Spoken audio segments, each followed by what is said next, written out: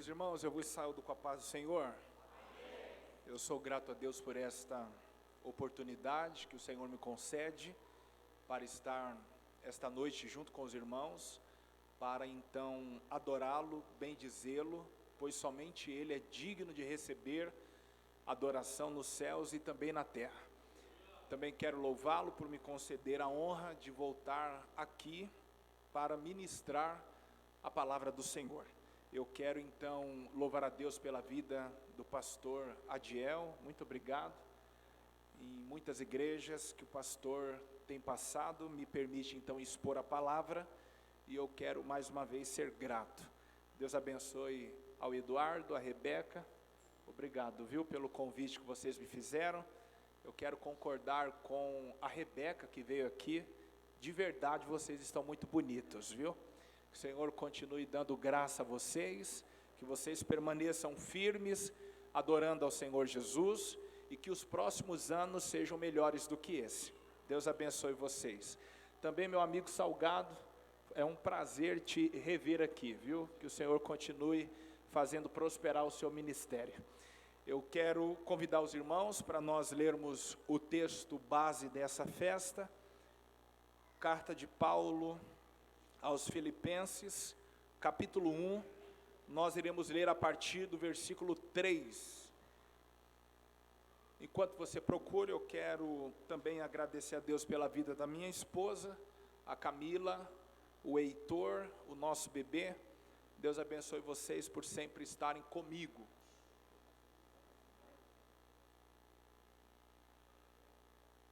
Meus queridos, também eu tenho aqui os meus livros. Eu sou escritor, eu lancei este em 2017 com o tema Água, ele ainda transforma em vinho, baseado em João capítulo 2, quando Jesus operou seu primeiro milagre. Este livro te mostrará no texto as fases do relacionamento, a fase do vinho bom, do vinho ruim, quando ele chega na água. Então é um livro destinado a jovens, a casais, e ao ler você irá descobrir por que o vinho acabou. Também este que lancei agora em julho com o título Mentoria para Pregadores, leia, interprete e aplique melhor os seus sermões. É um livro destinado obviamente a pregadores, mas também àqueles que querem ler a Bíblia de uma maneira correta, com o fim da interpretação. Então eu te ajudarei a ler, também a montar seus esboços, a introduzir uma mensagem, desenvolver, entre outras coisas. São leituras muito breves, porque o objetivo é servir de manual para você, tá bom? Cada um dos livros custa R$30, mas se você quiser levar os dois, eu poderei fazer por 50. Eu tenho uma maquininha de crédito aí, então eu posso parcelar para você em 24 vezes, sem juros, sem entrada, só para você ser abençoado, tá bom? Os que encontraram o texto bíblico, por favor, digam amém. Filipenses capítulo 1, a partir do versículo 3, nos diz assim: dou graças ao meu Deus, todas as vezes que me lembro de vós, fazendo sempre com alegria oração por vós em todas as súplicas, pela vossa cooperação no Evangelho desde o primeiro dia até agora, tendo por certo isto mesmo, que aquele que em vós começou a boa obra, a aperfeiçoará até ao dia de Jesus Cristo. Eu vou contar até 3, por favor, em alto e bom som. Eu gostaria que os irmãos repetissem o versículo 6. 1, 2, 3.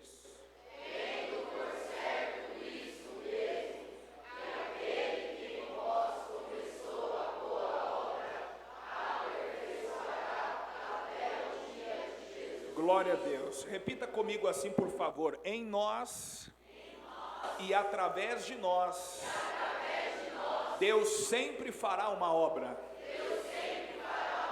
Por favor, se assente, de preferência dando glória a Deus, porque somente Ele é digno de receber adoração nos céus e também na terra. Meus irmãos, nós acabamos de ler um texto escrito pelo apóstolo Paulo, homem que teve a graça de ser o maior missionário da igreja depois do nosso Senhor Jesus.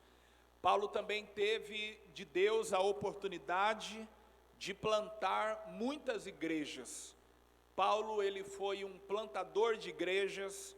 Paulo, ele foi um levantador de ministérios. Isto porque a lista de cooperadores que apoiaram o apóstolo na sua jornada é imensa. E eu tenho por certo que boa parte desses cooperadores estavam ali porque o apóstolo olhou, viu pelas lentes do Espírito Santo condições destes homens integrarem a caravana missionária, e assim o fez. Nós temos alguns exemplos conhecidos, como de Timóteo, Tito e também o próprio Lucas. Em todas as viagens que o apóstolo fez, pelo menos 3 grandes viagens missionárias para plantar estas igrejas, para levantar obreiros, consagrar pessoas ao serviço do Senhor. Deus em tudo foi bondoso com o apóstolo, pois o Senhor preparou para ele um médico particular. Assim nós entendemos ao ler o livro de Atos dos Apóstolos, que Lucas começa a narrativa na terceira pessoa, e a partir do capítulo 16, na segunda viagem missionária, nós entendemos, pelo fato de Lucas agora fazer a narrativa na terceira pessoa do plural, que o médico passou a acompanhar o apóstolo. E não foi sem razão, porque Paulo muitas vezes teve que fugir das cidades onde estava pregando o evangelho, diante da inveja dos judeus, diante da oposição que era imposta à pregação do evangelho. Mas independente das suas fugas, independente das suas muitas prisões, ou como ele mesmo testemunhou na segunda carta aos Coríntios, no capítulo 11, muitos naufrágios, perigo de morte, sendo então invejado pelos da sua nação. Independente de tudo isso, o Senhor Deus cuidou do apóstolo Paulo.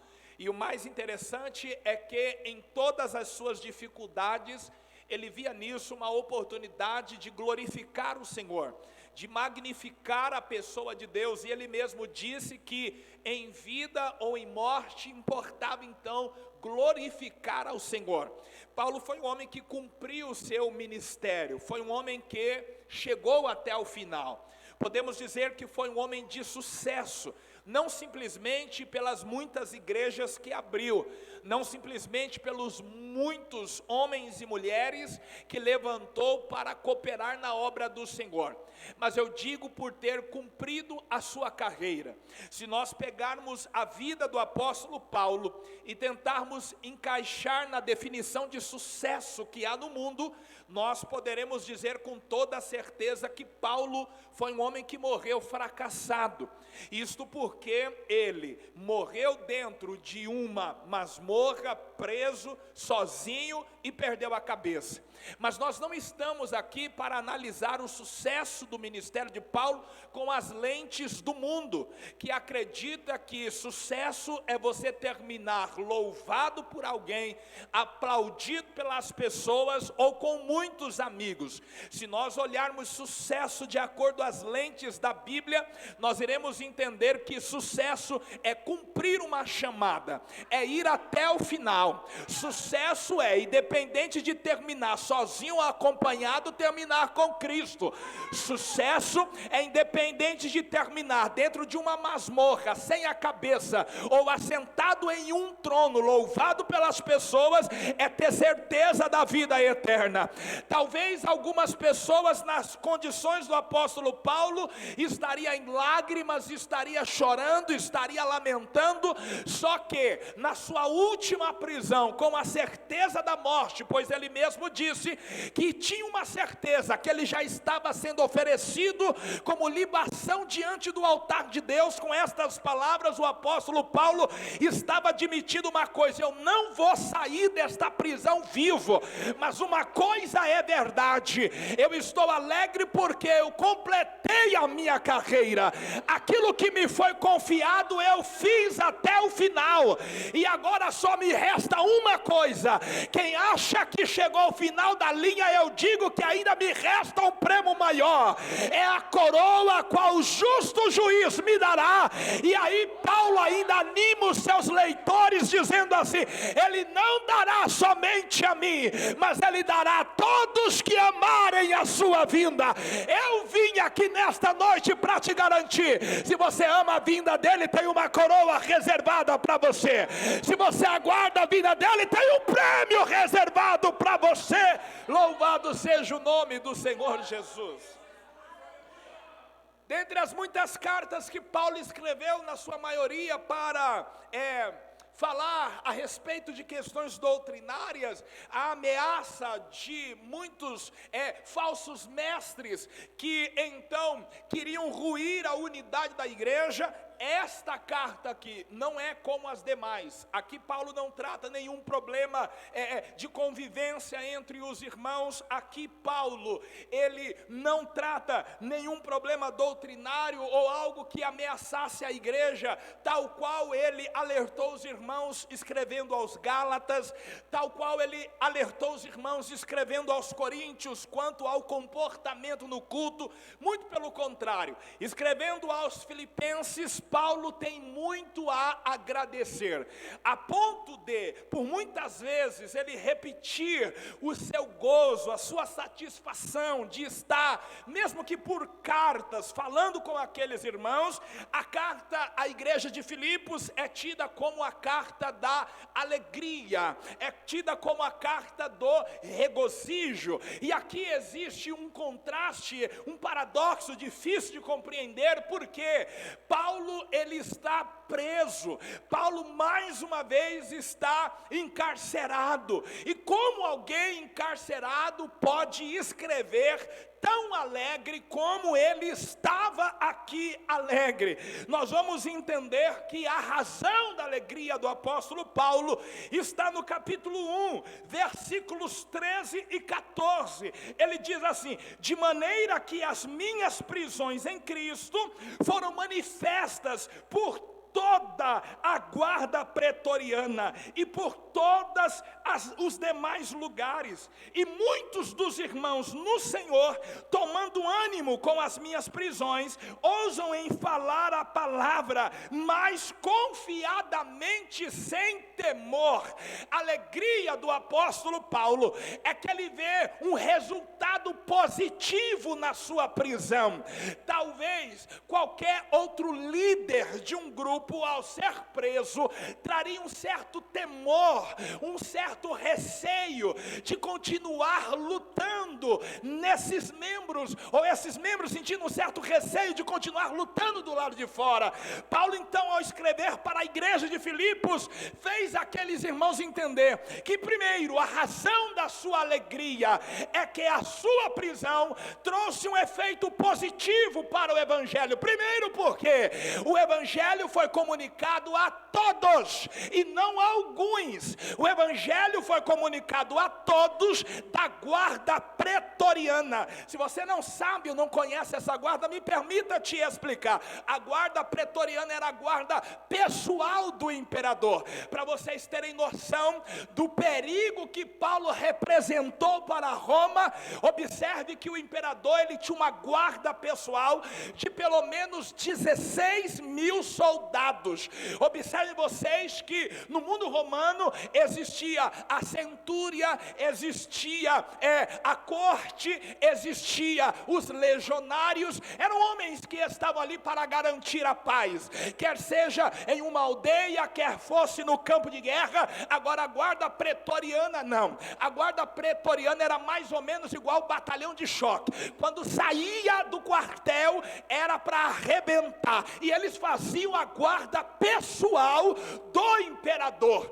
Paulo foi visto como uma ameaça para o Império Romano, ao ponto do imperador falar assim: eu não quero qualquer soldado fazendo a segurança deste homem, porque ele é perigoso. Se ele ficar solto, ele vai continuar pregando, ele vai continuar abrindo igreja, ele vai continuar ganhando gente para esse tal de Jesus. Então precisamos dar um basta para garantir que ele não vai trabalhar mais. Prende ele e colocar a guarda do imperador para fazer a segurança do apóstolo Paulo. E não era colocar dentro de uma prisão, trancar e ficar do lado de fora segurando a chave. Nos diz a história que um soldado era algemado com ele do lado direito e outro soldado algemado com ele do lado esquerdo. Na disciplina romana, a cada 3 horas eles trocavam de turno. Então isso quer dizer que a cada 3 horas existia uma dupla de soldados nova ao lado do apóstolo, garantindo que ele não iria fugir e de que ele não mais representaria uma ameaça para o Império Romano. Só que uma coisa César se esqueceu, que para crente comunicar o evangelho não precisa muita coisa não, é só encostar perto, que até calado o evangelho é pregado. Glória a Deus. Paulo escreveu aos irmãos de Filipos dizendo assim: eu estou feliz porque eu fui preso e o evangelho foi comunicado, o evangelho foi pregado a toda a guarda pretoriana. Você tem como imaginar uma pessoa que está presa, algemada, mas com a boca livre? Irmão, o diabo não sabe o que a boca de um crente livre é capaz de fazer. Pode algemar os pés e as mãos, mas se liberar a boca a gente adora, se liberar a boca a gente prega, se liberar a boca a gente canta. Quem está com a boca livre aí, por favor, adora o nome do Senhor Jesus.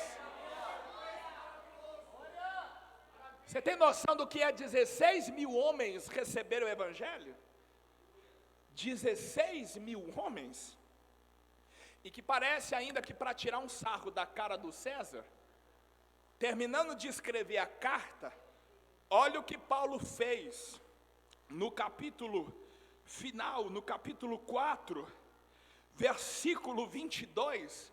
Paulo tinha por hábito de, no final de suas cartas, as pessoas que estavam com ele falar assim: ó, vou pôr teu nome aqui para mandar paz para os irmãos lá que vai receber a carta. Se fosse hoje, Paulo iria dizer assim: Eduardo, estou pondo o teu nome aqui, você mandando a paz para os irmãos que vai receber a carta. Rebeca, estou pondo o teu nome aqui, você mandando a paz para os irmãos que vão receber a carta, para os irmãos entenderem que eu não estou sozinho.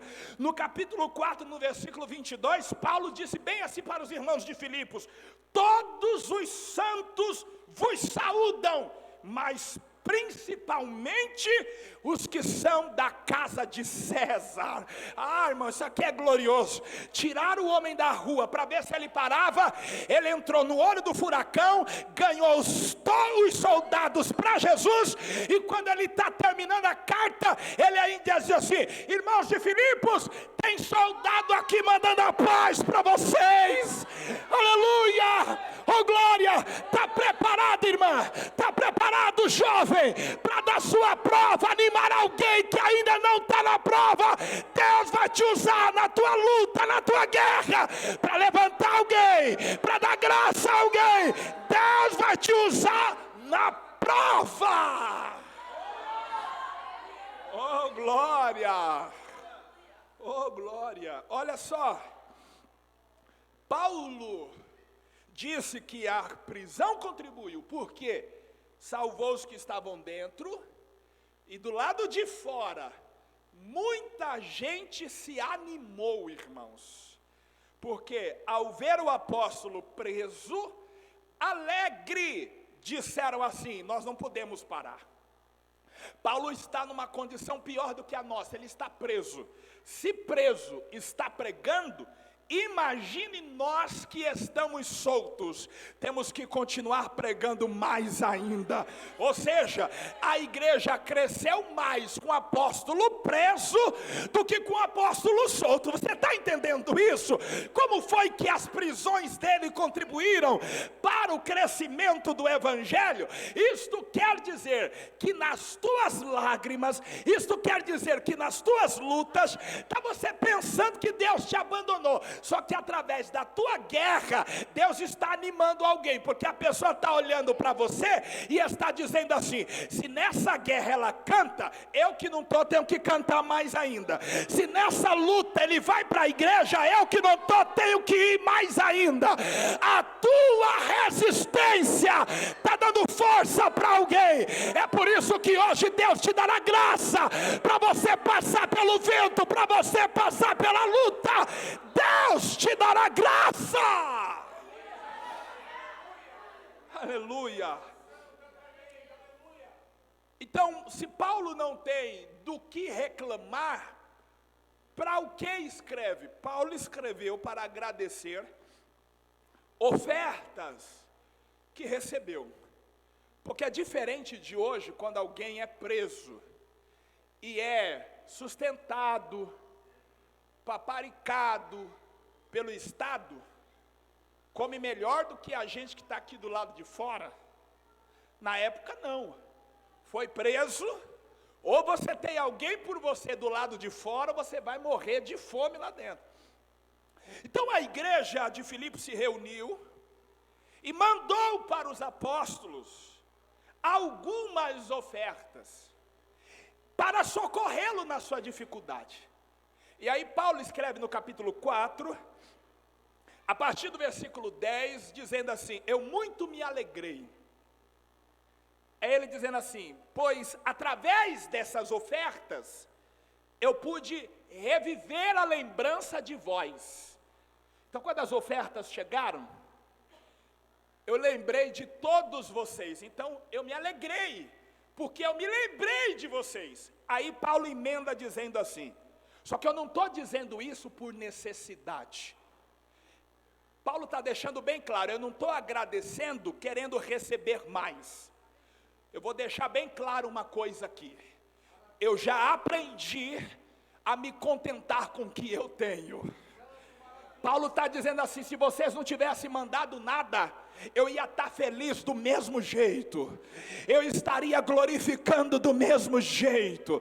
E aí é interessante que Paulo vai nos dizer assim: eu sei estar abatido, eu sei passar fome, eu sei padecer necessidades. Se vocês observarem, são 3 coisas que as pessoas hoje no mundo não sabem lidar, principalmente quando se dizem cristãs. Porque hoje, gente, por muito menos, está abandonando o evangelho.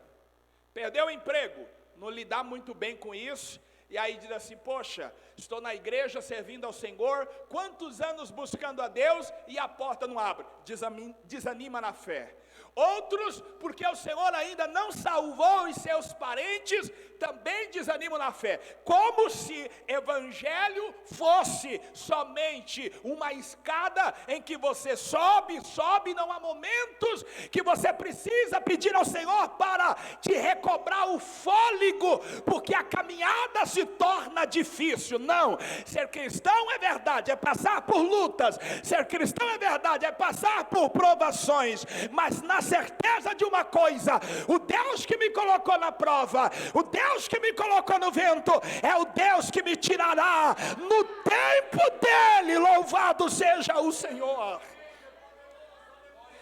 Esse texto é evitado pelos pregadores da teologia da prosperidade, o qual dizem que você tem que dar para Deus fazer. E aí o crente vai lá e dá e fica esperando, sendo que na verdade a Bíblia nos orienta e nos ensina que o dar é uma ação, é um gesto de graça, é um gesto de louvor. Sabe o que é isso? Se Deus não me der, eu estou aqui para entregar tudo para Ele do mesmo jeito. Se Ele der, é aí que eu vou entregar mais ainda, porque a gente não adora, a gente não serve por aquilo que Ele faz, nós o servimos pelo que Ele é, somente por ser, Ele já é digno de ser adorado na nossa vida. Louvado seja o Senhor, sem passar fome.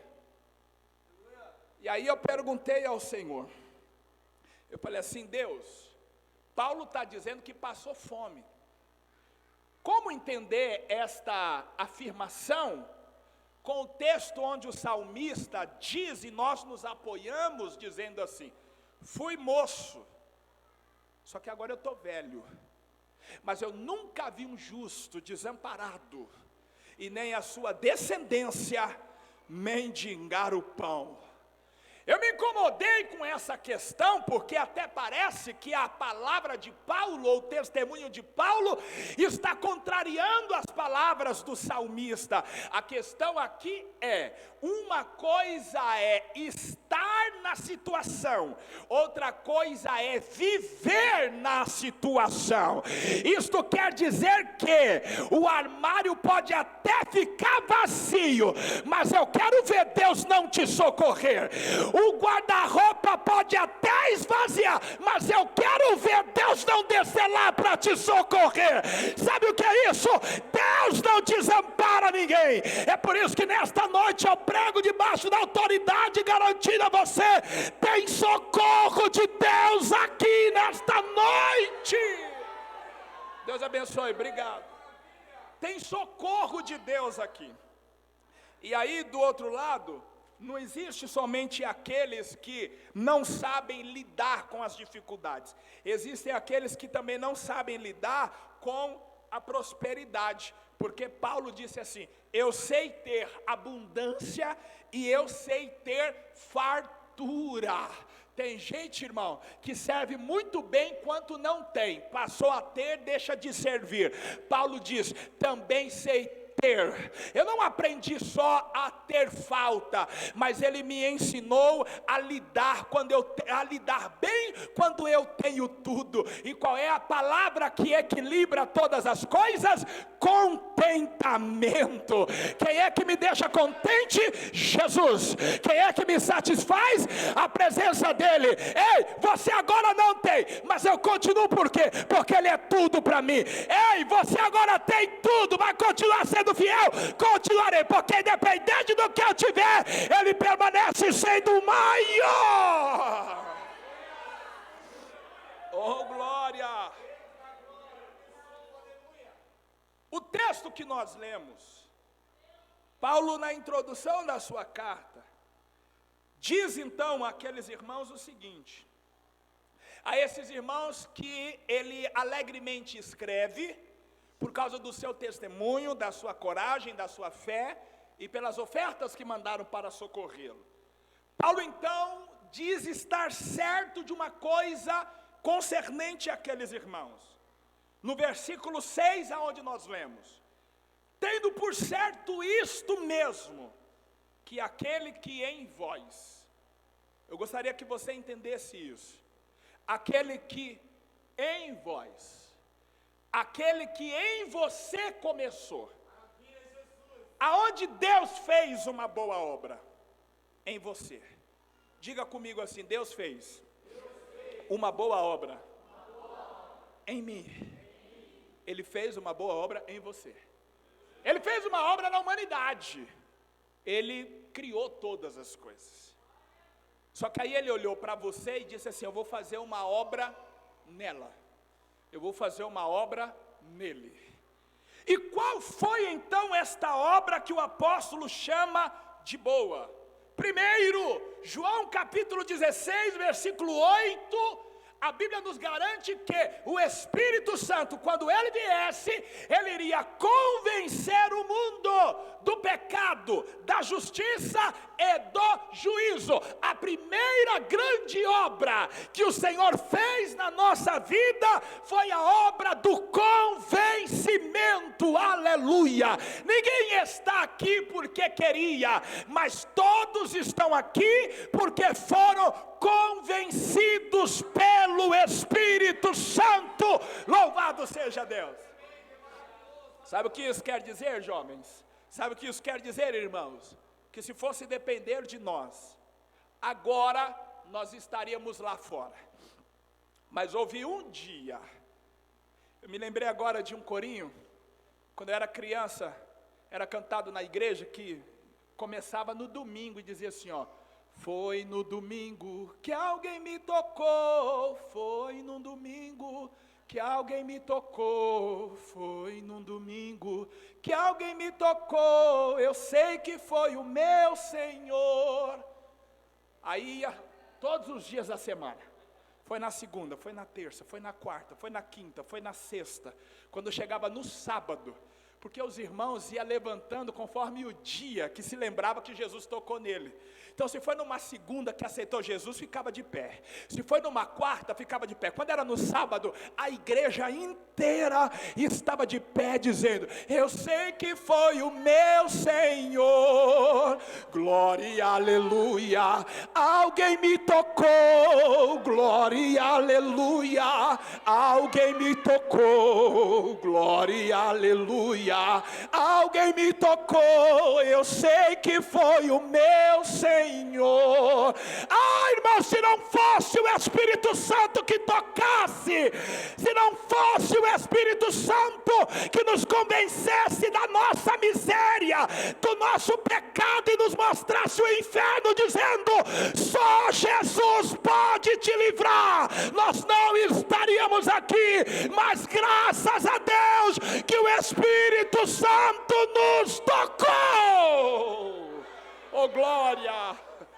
E eu quero dizer a você que talvez não é crente e está aqui ou é afastado, o Espírito Santo também pode te tocar. Do que ele nos convence? Que de uma vida sem Deus é uma vida à deriva, é uma vida sem direção, mas a vida ganha sentido quando nós recebemos a Jesus como nosso único e suficiente Salvador. Enquanto quem está lá fora não sabe qual será o seu destino. E observe, quando alguém lá fora se refere a alguém que morreu, diz assim: que Deus o tenha em um bom lugar. Eu dou risada todas as vezes que eu ouço isso. Porque é como se a pessoa dissesse assim: ó, fulano morreu. Para falar a verdade, eu não sei para onde foi, mas tomara que Deus tenha posto em um bom lugar. Crente não, irmão. Crente não fica fazendo figa para ver se dá certo, para ver se aquele que morreu vai para algum lugar. Desceu a rampa fria quando a igreja anuncia, ou posta nota de falecimento, já diz: partiu para a eternidade. Foi na frente e está esperando nós. A maior beleza de servir a Cristo é saber que as nossas dores e as nossas guerras não simplesmente acabam tudo aqui. Haverá o dia da premiação, haverá o dia da recompensa, haverá o dia que Deus nos entregará o galardão. Oh, glória! A primeira obra que ele nos fez foi nos convencer. A segunda obra que ele nos fez está em Mateus 3, versos 7 a 8. João Batista pregando, olhou para os fariseus e disse assim: quem foi que disse que vocês fugirão da ira vindoura? É João dizendo assim: diante da conduta de vocês, o destino de vocês é o inferno. Quem disse que vocês fugirão? Aí João Batista complementa dizendo assim: produzi, pois, frutos dignos de arrependimento. Frutos é aquilo que você demonstra, é o que fica em evidência na árvore, é aquilo que a faz ser boa. Alguém olha essa árvore, é boa, por quê? Faz sombra? Não, todas fazem. Essa é boa, por quê? Ela dá fruto. Então quando João diz assim, produzir pois frutos dignos de arrependimento, é João dizendo assim, ó, dá tempo de vocês mudarem de postura.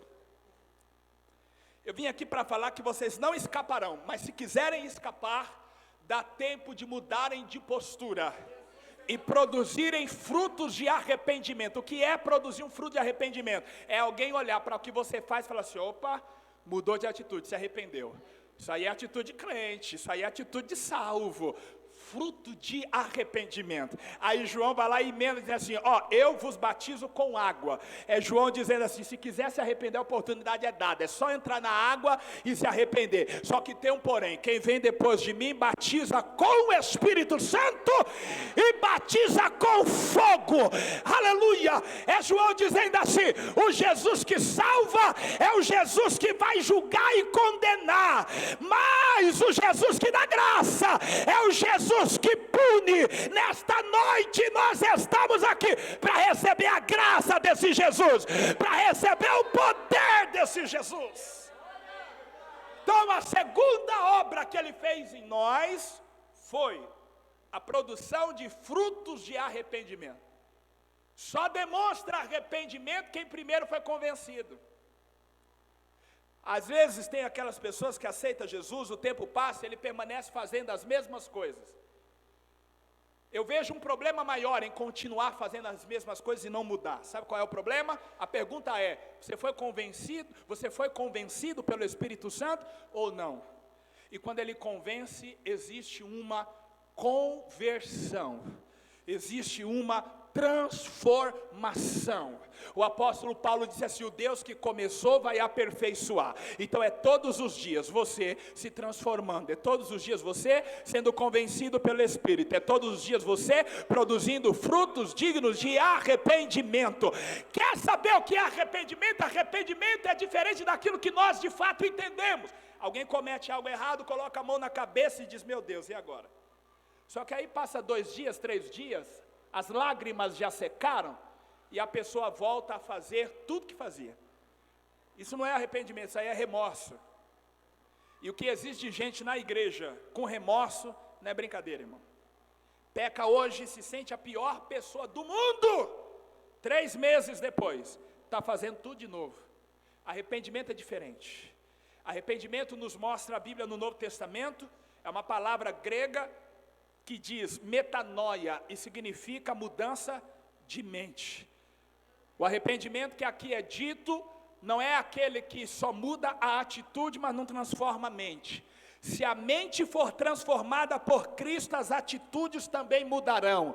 E um dos maiores exemplos que eu vejo é de Moisés, no capítulo 11 da carta aos Hebreus. O escritor diz, sendo Moisés grande, recusou ser chamado filho da filha de Faraó. A única coisa que eu entendo é que enquanto Moisés era pequeno, para ele era honroso ser chamado ou reconhecido como alguém do palácio. Agora, quando ele cresceu, a mente mudou, ele disse, não, nada disso, eu não faço parte desse povo. Mas você prefere sofrer no deserto? O escritor aos Hebreus diz que ele foi para o deserto porque ele tinha por maiores riquezas o vitupério de Cristo. Só rejeita o palácio e vai sofrer no deserto quem tem a mente transformada. Aleluia! E eu digo mais, só vai entrar no céu quem tiver a mente transformada. É por isso que Paulo está dizendo, ele tem poder de aperfeiçoar essa obra, ele tem poder de aperfeiçoar esta obra.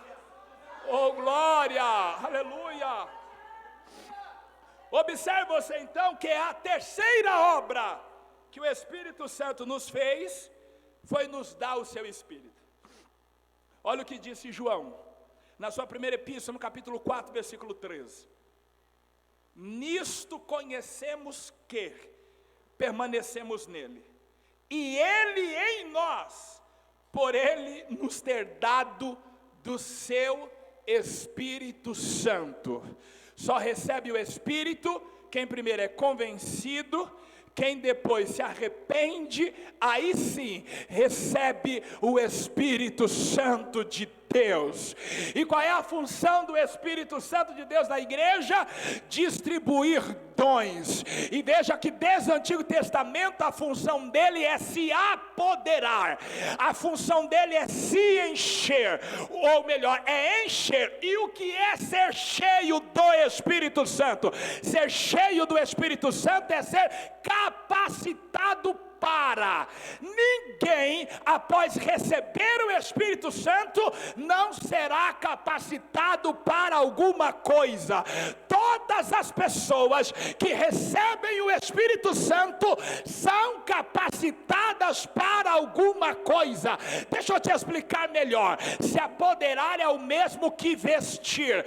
Este paletó é um objeto inanimado. Isso quer dizer que se eu tirá-lo agora e jogá-lo no chão, semana que vem, quando vocês voltarem para o culto, se ninguém tiver tirado ele daqui, ele estará aqui. E assim é todo ser inanimado, não tem vida. Só que os senhores e as senhoras, onde estão assentados aí, estão vendo o meu terno fazer o quê? Ora ele levanta a mão, ora ele abaixa, ora ele se sacode, ora ele vai, ora ele vem. Da mesma forma é quando o Espírito Santo se apodera de alguém. Sem o Espírito Santo, você não tinha vida, você não tinha movimento. Agora veja aí, o que é que ele não faz através da sua vida? Então deixa o Espírito Santo te encher. O Espírito vestiu-se de Sansão, e a Bíblia diz que Sansão segurou uma queixada fresca de jumento e matou 1000 homens. O Espírito vestiu-se de novo de Sansão e ele arrancou os portões da cidade de Gaza e saiu com ele nas costas. O Espírito, nos diz a Bíblia, que vestiu-se de novo de Sansão e ele sacudiu ou puxou as colunas do templo e o templo caiu e Sansão matou mais filisteus no dia da sua morte do que em todo o período que estava vivo. O Espírito vestiu-se de Saul e ele profetizou no meio do arraial.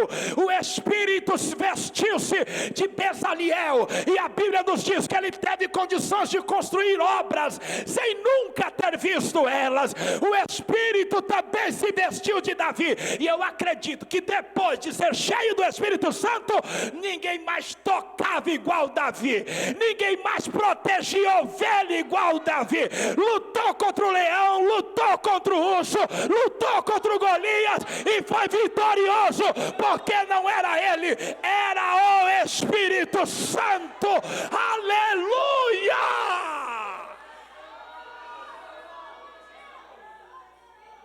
Aí Paulo olhou para tudo isso e falou assim: não, isso não pode terminar, isso precisa continuar. Isso precisa ter uma sequência. É por isso que ele diz: o Deus que em vós começou a boa obra, a aperfeiçoará. Ou seja, ele não começa por começar. Se ele começou, ele vai completar. Se ele começou, ele vai terminar. Ou seja, vai melhorar. Aleluia. Então observe você que só coopera das aflições, como esses irmãos cooperavam, só combate como esses irmãos combatiam, só compartilha das tristezas quem primeiro foi convencido, se arrependeu e foi cheio do Espírito Santo. Eu quero garantir uma coisa para você: o Senhor não te salvou para te abandonar no meio do caminho. O Senhor não te chamou para não entregar você um ministério, não entregar você uma função. Então você que começou, levante-se mais uma vez, pois o Senhor quer te usar. Esta luta não pode te parar, esta prova não pode te deter. Se foi Deus que começou, Ele vai terminar. E eu ainda faço uso das palavras de Gamaliel: se essa obra é de Deus, eu quero ver quem é que vai impedir. Quando Deus opera, ninguém impede. Quando Deus faz, ninguém impede. Quando Deus está, ninguém impede. Quantos creem nisso, digam glória a Deus. Oh, glória. Nós não podemos ser crentes de momento. Nós não podemos ser crentes de época. É por isso que ele nos orienta a buscar o aperfeiçoamento. Ninguém chegou no ápice. O dia que chegarmos, pode ter certeza, você ouvirá o toque da trombeta. Mas enquanto nós estivermos aqui, nós teremos que seguir o conselho de Cristo. Todo dia, pegar a cruz, jogar nas costas e seguir. Só carregava o patíbulo da cruz quem ia morrer, quem era condenado. Jesus diz assim: não aceite, Jesus não diz assim, aceite a tua cruz todos os dias, mas Jesus diz assim, tome a tua cruz todos os dias, porque aceitar a cruz é alguém falar que você é um condenado, é alguém falar que você precisa morrer, mas quando Jesus diz assim, tome, é Jesus dizendo assim, reconheça que você precisa morrer hoje, reconheça que se você não morrer hoje, você está condenado. Então isso quer dizer que a santidade de ontem só serve para hoje se eu quiser ser mais santo, a firmeza de ontem só serve para hoje se eu quiser me firmar mais ainda. Não existe depósito no céu.